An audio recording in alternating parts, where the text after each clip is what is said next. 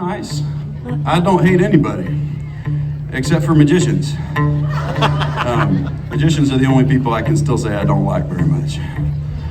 But that's because if you're a banjo-playing folk singer and you run into a magician at a small town bar, you're in direct competition for the only $20 in tip money that's around that night, you know? It's hard in a late capitalistic society to be angry, not be angry at your direct competitor, right?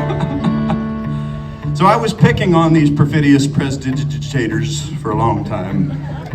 I would go so far as to make fun of them every time I ran into them and be like, nerd! As if the banjo wasn't the same, you know?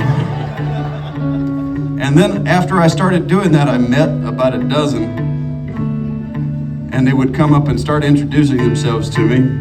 And I realized that, like a banjo-playing folk singer, a magician is somebody who practices an ancient craft that's going to be swiftly replaced by the TikTok attention span, you know? So I thought I would write a story song about that kind of magic that we can lose in the world.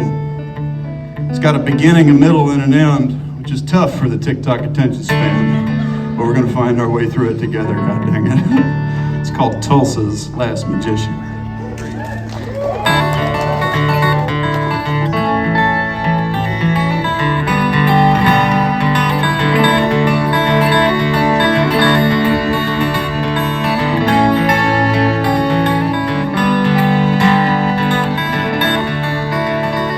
Oh, Tulsa's last magician got his start at 4, pulled a quarter from his own ear and spun it on the floor. Said there's no good tricks but old ones, lying ain't that hard. So he saved up all his quarters and he bought a deck of cards. And he learned ragtime piano, though his teacher thought him slow. He got a black belt in karate from a pawn shop video. And he'd practice all his worst mistakes in a dirty bathroom mirror. And when his parents drank, he learned to disappear. And his classmates thought him funny, good at sleight of hand.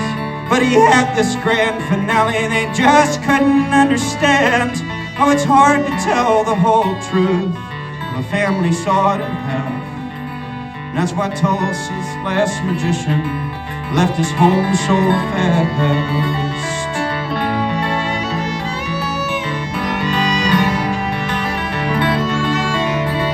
Well, down and out in Reno, he went broke in Santa Fe, turning tricks on Los Maneros out in California. Well, they pushed him up against a wall, said, buddy, get a grip. So he learned to set himself on fire on the Las Vegas Strip. And he wandered down to Tampa, blew everybody's minds, 'cause the crowd was cheap and easy there on beer and blowing wine. He said, I wonder where my dollar went, how'd the flower bloom so fast? Said, I can't reveal my secrets, I rarely failed to ask. Yeah, the crowd all thought him funny, good at sleight of hand. But he had this grand finale and they refused to understand. They demanded explanation when the card pulled was their own. And that's why Tulsa's last magician lost his faith and headed home.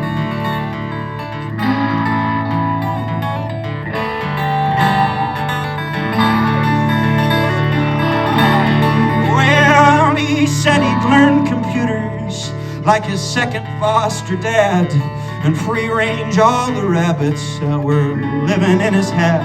His investments all went swimmingly, had the cash on hidden strings. His promotions were a certainty, could make the numbers sing. Now time and space is easy for magic to control. Still it was 40 years of working before he noticed he was old. Now his great escaping act is just untying both his shoes. And most days he's in his easy chair yelling at the news. And the weatherman is funny, talking with his hands. But black clouds are coming and oh no one understands. how somebody's true religion is always someone else's joke. And that's why Tulsa's last magician kinda just went up in smoke.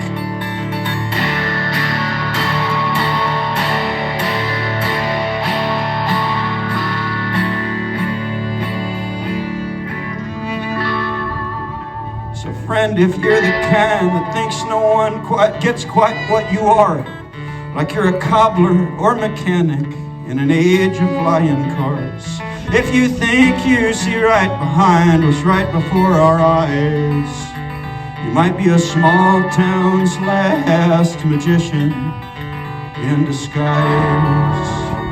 And we need you to be funny, to be good at sleight of hand, 'cause there's a grand finale we can't hope to understand.